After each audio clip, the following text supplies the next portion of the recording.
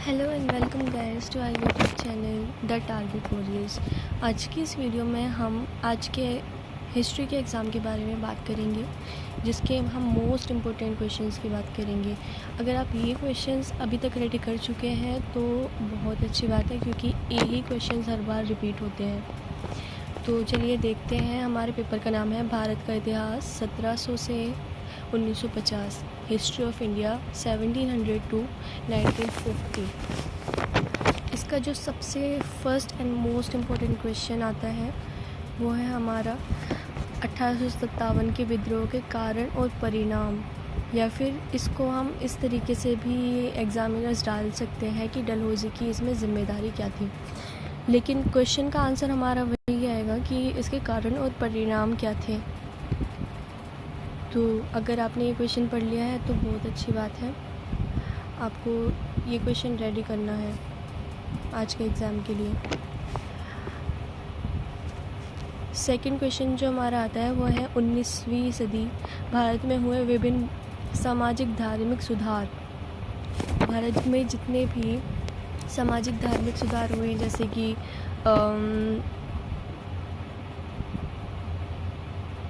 कि हम बोल सकते हैं बाल विवाह था, महिलाओं पर अत्याचार किए जाते थे, धर्म की बुराई की जा रही थी, धर्म को बदला जा रहा था। तो इन सब को सुधारने के लिए क्या क्या कदम उठाए गए थे, भारत में क्या क्या सुधार किए गए थे, वो सब आपको इसके अंदर बताना होगा।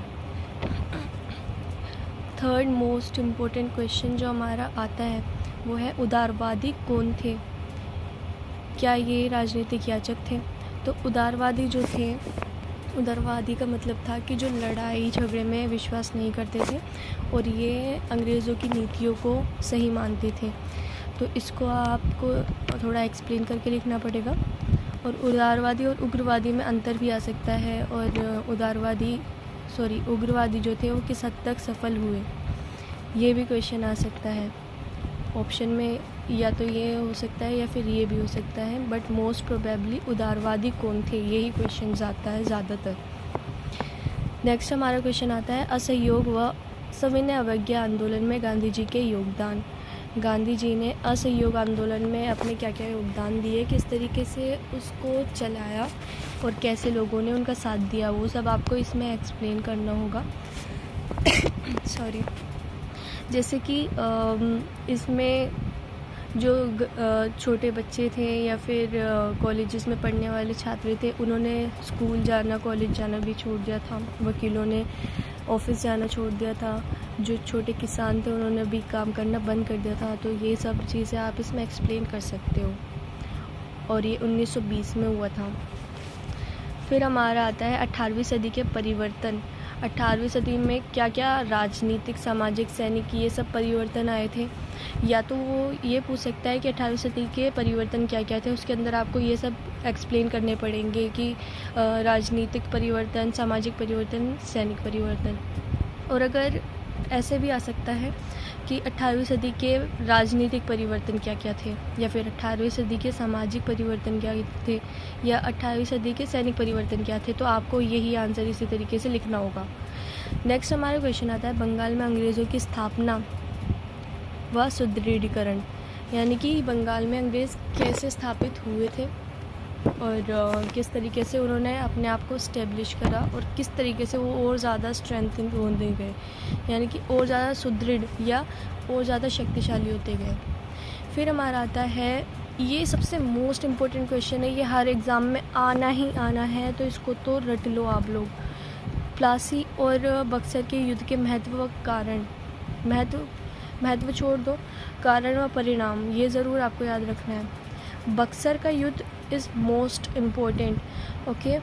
तो बक्सर के युद्ध के कारण परिणाम आपको याद होने चाहिए। और प्लासी भी जो है वो शॉर्ट में आ सकता है, शॉर्ट नोट में या फिर आ सकता है कि प्लासी और बक्सर दोनों के कारण परिणाम बताने होंगे। नेक्स्ट हमारा आता है क्वेश्चन बंगाल का स्थायी बंदोबस्त। स्थायी बंदोबस्त के अंदर क्या था, ये भी क्वेश्चन बहुत ज़्यादा इम्पोर्टेंट है, ओके। स्थायी बंदोबस्त के अंदर बंगाल, बिहार और कुछ और ऐसे जगहें थी जिनको शामिल किया गया था। और स्थायी बंदोबस्त के अंदर ज़मींदारों से टैक्स वसूला जाता था, जिसका 10/11वां हिस्सा 10/11 पार्ट ये अंग्रेज़ों को दिया जाता था, बाकी ज़मींदार रखता था, यानी कि बचा हुआ एक हिस्सा सिर्फ। तो इसको आपको थोड़ा एक्सप्लेन करना पड़ेगा। स्थायी ये इसलिए था क्योंकि उन्होंने एक निश्चित अमाउंट, यानी कि एक अमाउंट सेट कर दिया था कि अगर आपकी फ़सल उगे ना उगे हमें इससे कोई मतलब नहीं है, लेकिन हमें इतना अमाउंट चाहिए ही चाहिए किसी भी हालत में। फिर हमारा आता है औपनिवेशिक काल में जातीय आंदोलनों के मुख्य मुद्दे।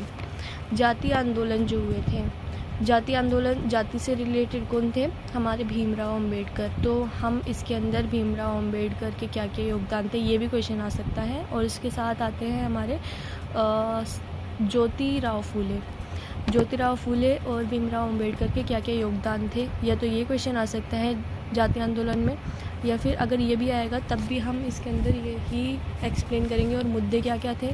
तो इसमें जो महिला जाति थी उसका शोषण किया जाता था, उनको पढ़ाई नहीं करने दी जाती थी, और जो निचले वर्ग के लोग थे उन पर भी बहुत ज़्यादा अत्याचार किया जाता था, उनको बहुत ज़्यादा अछूता माना जाता था। ये सब आपको एक्सप्लेन करना है।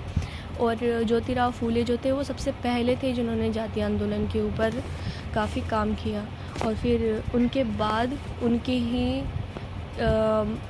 आदर्श पर चलने वाले थे हमारे भीमराव अंबेडकर, जिन्होंने इसको और आगे बढ़ाया और बहुत ज़्यादा सफल बनाया जातीय आंदोलन को।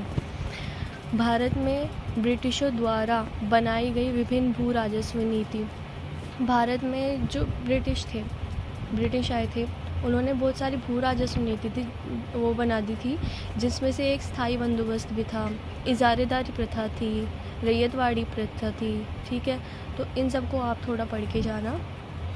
अगर ये क्वेश्चन आता है, मोस्ट प्रोबेबली ये भी आता ही है क्वेश्चन कि विभिन्न भू राजस्व नीति, तो सारी भू राजस्व नीति को हम थोड़ा थोड़ा एक्सप्लेन कर देंगे। हम बता देंगे कि कौन लेकर आया, किस किस जगह पर थी और इसके अंदर था क्या, बस इतना एक्सप्लेन कर देंगे तो हमें फुल मार्क्स मिलेंगे। तो लास्ट क्वेश्चन है हमारा कि मुग़लों का पतन। इसके अंदर क्वेश्चन किसी भी तरीके से घुमा के दे सकता है, लेकिन बीच में ये वर्ड ज़रूर होगा कि मुग़लों का पतन कैसे हुआ, तो उसको एक्सप्लेन करना होगा आपको। इसके अंदर आप थोड़ा पहले एक्सप्लेन करेंगे कि जो मुग़लों की शुरुआत हुई थी वो बाबर से हुई थी 1526। ठीक है, 1526 ईस्वी में हुई थी, और जो पतन स्टार्ट हुआ था, जो पतन होना शुरू हुआ था वो हुआ था औरंगज़ेब के समय से, और औरंगज़ेब की मृत्यु यानी कि 1707 के बाद बिल्कुल मुग़लों का पतन हो ही गया था। उसके बाद एक साल में 3-4 राजाओं को बदला, 3-4 मुग़ल शासकों को बदला गया था, क्योंकि बिल्कुल भी वो सफलता के पूर्व सफल तरीके से वो कर ही नहीं पा रहे थे काम।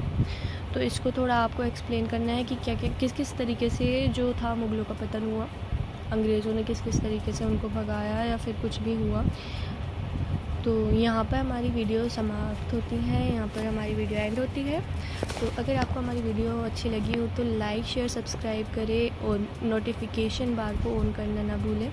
और आपको ऐसी और वीडियोस चाहिए तो हमें कमेंट करके बताएं, और अच्छे से इसको लाइक करें, फैलाएं, क्योंकि आज एग्ज़ाम है तो सारे बच्चों को काफ़ी डर है। अगर आप लोगों ने ये 11 क्वेश्चंस कर लिए हैं प्रिपेयर, तो आपको डरने की कोई ज़रूरत नहीं है, क्योंकि आपके पूरे